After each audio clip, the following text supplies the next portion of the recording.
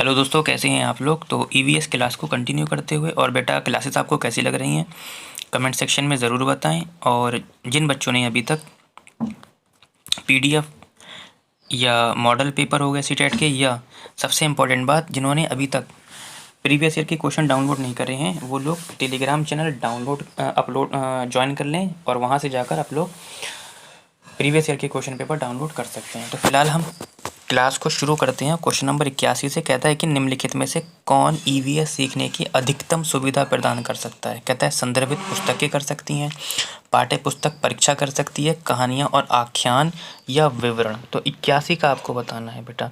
देखो, संदर्भित पुस्तकों से और पाठ्य पुस्तक परीक्षा से या विवरण से अच्छा अगर आप देखते होंगे तो कहानियाँ होंगी आपकी।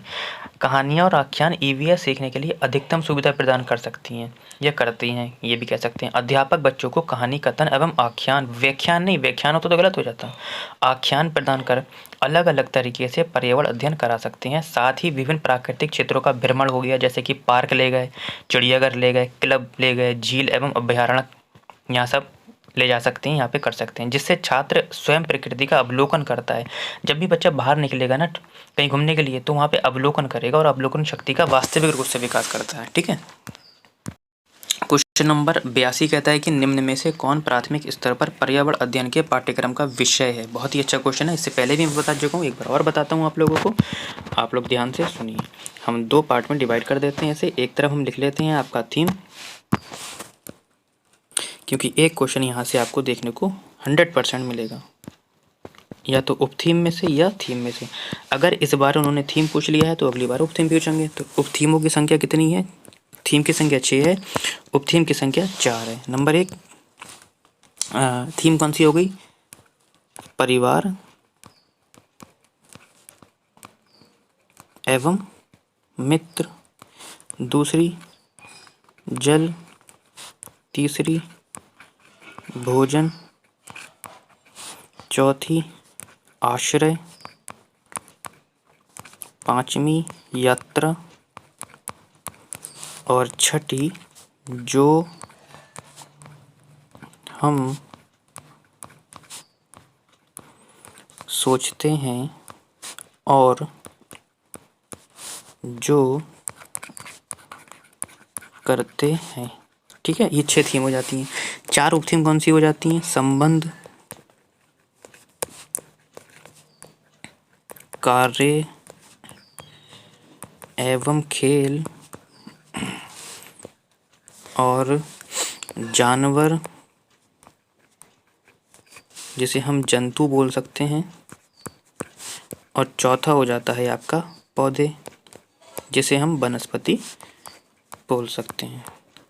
ओके, तो ये आपका इम्पोर्टेंट सेक्शन है। आपका एक क्वेश्चन आपको यहाँ से देखने को मिलेगा, आप लोग स्क्रीनशॉट ले सकते हैं। फिलहाल आप अपने क्वेश्चन की ओर बढ़ते हैं। हमसे पूछा है कि प्राथमिक स्तर पर पर्यावरण अध्ययन का विषय बताना है, तो परिवार एवं मित्र आ जाएगा। ऑप्शन नंबर क्या आ जाएगा? ये वाला आ जाएगा। ठीक है। क्वेश्चन नंबर 83 हमसे कहता है कि ईवीएस सीखने में क्रियाकलापों को करके सीखने का अनुभव प्रदान करने के लिए आयोजित किया जाता है। बिल्कुल किया जाता है, बिल्कुल सही कहा है। कहता है कि साइकोमीटर या मोटर कौशल विकसित करने के लिए होती है, जोड़ तोड़ कौशल को विकसित करने के लिए होता है, करके सीखने के लिए, या याद। देखो ये गलत हो गया, एक ही ऑप्शन गलत है, बाकी सारे ठीक हैं आपके। ए और बी और सी हो जाएगा। ठीक है। क्वेश्चन नंबर 84 कहता है कि बच्चों को ईवीएस की सार्थक सीख दी जा सकती है यदि गतिविधियां आयोजित की जाती हों, तब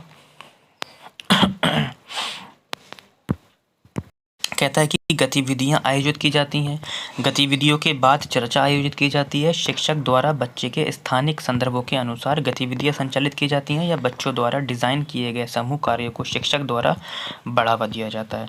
तो 84 का आपको बताना है बेटा। देखो, गतिविधियां आयोजित की जाती हैं, ऑप्शन ठीक है आपका। गतिविधियों के बाद चर्चा की जाती हैं, ये भी ठीक है। शिक्षक द्वारा बच्चों के स्थानिक संदर्भों के अनुसार गतिविधियां संचालित की जाती हैं, ये भी ठीक है आपका।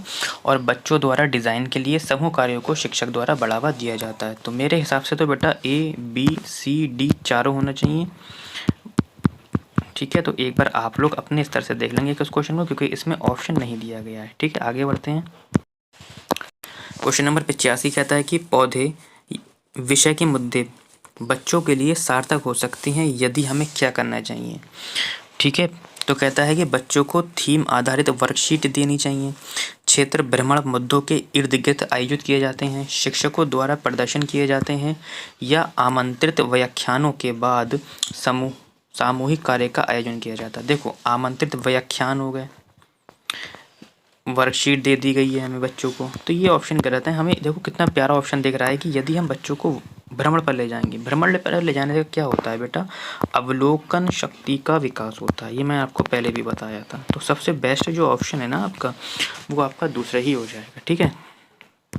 क्वेश्चन नंबर 86 कहता है कि ईवीएस पाठ्य पुस्तकों के अतिरिक्त निम्नलिखित में से कौन सी ईवीएस सीखने के लिए अधिकतम उपयोगी संसाधन हो सकता है।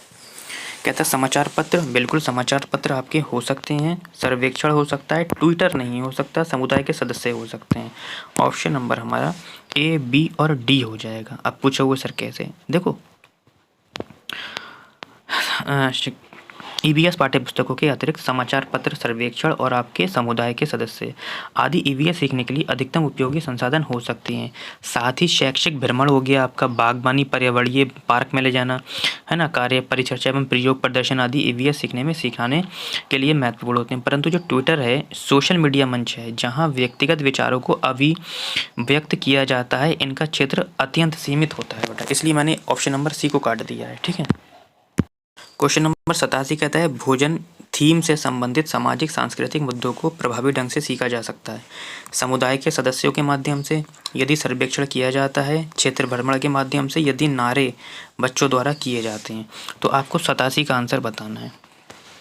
देखो समुदाय के सदस्यों के माध्यम से बिल्कुल किया जा सकता है। ठीक है। देखो भोजन थीम के से समुदाय के सदस्यों के माध्यम से, और आपका हो गया क्षेत्र भ्रमण के माध्यम से और सर्वेक्षण के माध्यम से, ठीक है, आदि से सामाजिक सांस्कृतिक मुद्दों के लिए ढंग से किया जा सकता है। लेकिन बेटा नारेबाजी से कुछ नहीं होना है, इसलिए ए, बी, सी। क्वेश्चन नंबर 88 कहता है कि ईवीएस सीखने के लिए समूह कार्यों को बढ़ावा दिया जाता है, सबसे उपयुक्त कारण कौन सा है। कहता है वे सहपाठी अधिगम को बढ़ावा देते हैं, इसलिए ऐसा है। बिल्कुल बेटा, वे सहपाठी अधिगम को बढ़ावा देते हैं, आपका ये ऑप्शन आपका ठीक है।